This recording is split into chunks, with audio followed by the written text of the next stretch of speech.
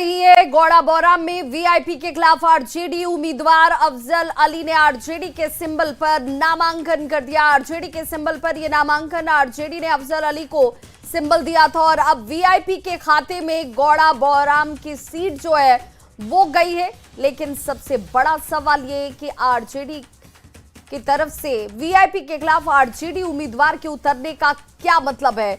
संवाददाता संजय हमारे साथ इस वक्त ज्यादा जानकारी के साथ जुड़ गए हैं। संजय, जरा सबसे पहले ये साफ कीजिए, क्योंकि गौड़ा बौराम वो सीट जहां से मुकेश सैनी के चुनावी मैदान में उतरने की बात थी, अब उसी सीट पर अफजल अली ने आरजेडी के सिंबल पर खड़ा होकर एक तरीके से आपस में ही आमने सामने की टक्कर पेश कर दी है।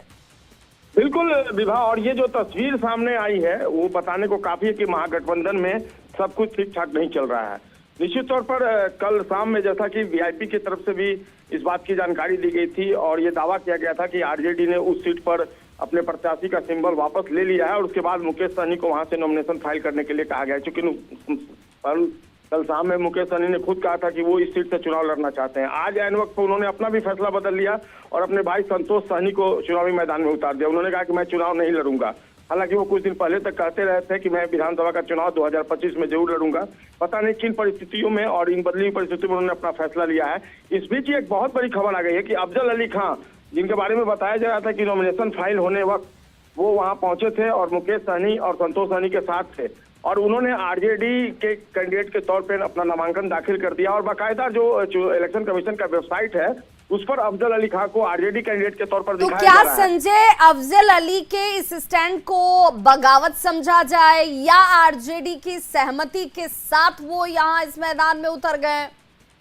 देखिए, अभी आरजेडी की प्रतिक्रिया नहीं आई है, लेकिन जो वीआईपी के नेता है वो कह रहे हैं कि आरजेडी की तरफ से मेल किया गया है और उन्हें बता दिया गया है कि आरजेडी ने ये सीट वीआईपी को दे दी है। तो सबसे बड़ा सवाल यही है कि क्या वो चुनावी मैदान से हट जाएंगे, नामांकन वापस करने की तारीख तक वो अपना नाम वापस ले लेंगे या फिर वो चुनावी मैदान में बने रहते हैं। तो एक बार फिर से असमंजस की स्थिति वीआईपी और आरजेडी के जो कैंडिडेट है उनको लेकर, और एक बार फिर से अब देखना होगा इस पूरे मामले में आरजेडी का क्या स्टैंड सामने आता है। लेकिन निश्चित तौर पर जो एक असमंजस की स्थिति कल तक बनी हुई थी आज भी वही दिख रही है। आरजेडी ने क्लियर कर दिया अपनी तरफ से, संतोष सहनी ने नामांकन भी कर दिया, लेकिन अब बात सामने कुछ और आ रही है। देखना होगा अब संजय, इसमें दो महत्वपूर्ण बातें हैं। पहली बात तो ये कि अगर जब यहाँ पर मुकेश सहनी की तरफ से ये कहा जाता है कि भाई वो चुनावी मैदान में नहीं उतर रहे हैं, उनकी तरफ से उनके भाई उतर रहे हैं और गौड़ा बौराम से उन्होंने नॉमिनेशन भी कर दिया, तो क्या उसके बाद अफजल अली की तरफ से नॉमिनेशन किया गया? अगर ये बाद में किया गया तो ये तो पूरी जानकारी के साथ है कि भाई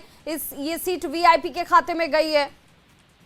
देखिए, जो वीआईपी सूत्र है उनसे तो मेरी बात हुई है, उनका ये कहना है कि उन्होंने पहले अपना नॉमिनेशन फाइल कर दिया था, जो आरजेडी के कैंडिडेट हैं अफजल अली खां, और बाद में वो साथ में भी पहुंचे थे, मुकेश सहनी और संतोष सहनी जब नॉमिनेशन फाइल करने के लिए पहुंचे थे।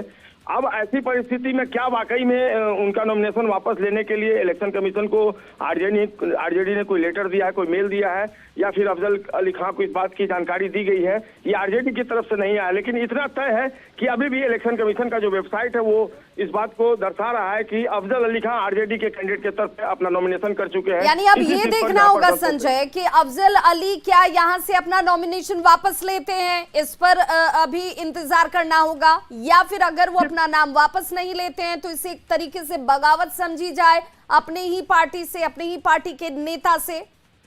जी बिल्कुल बिल्कुल बिल्कुल विभा, आपने बिल्कुल सही कहा। अगर वो नाम वापस नहीं लेते हैं तो जाहिर सी बात है जो वर्कर होंगे उनके सामने दुविधा की स्थिति होगी कि आरजेडी कैंडिडेट यहाँ से लड़ रहे हैं कि वीआईपी के कैंडिडेट लड़ रहे हैं। अब देखना होगा, थोड़ी देर में ये स्थिति आरजेडी अगर स्टैंड क्लियर करता तो स्थिति स्पष्ट हो पाएगी। लेकिन ये माना जाएगा संजय, और ये कोई पहली सीट है नहीं जहां पर इस तरीके की एक ही सीट से महागठबंधन के अंदर आपस में ही जो सहयोगी हैं गठबंधन के, वो एक दूसरे के सामने उम्मीदवार को उतार कर चुनौती पेश कर रहे हो, और क्या गौड़ा बौराम उनमें से एक और सीट होने तो नहीं जा रही है। बहुत बहुत शुक्रिया संजय इस तमाम जानकारी के लिए।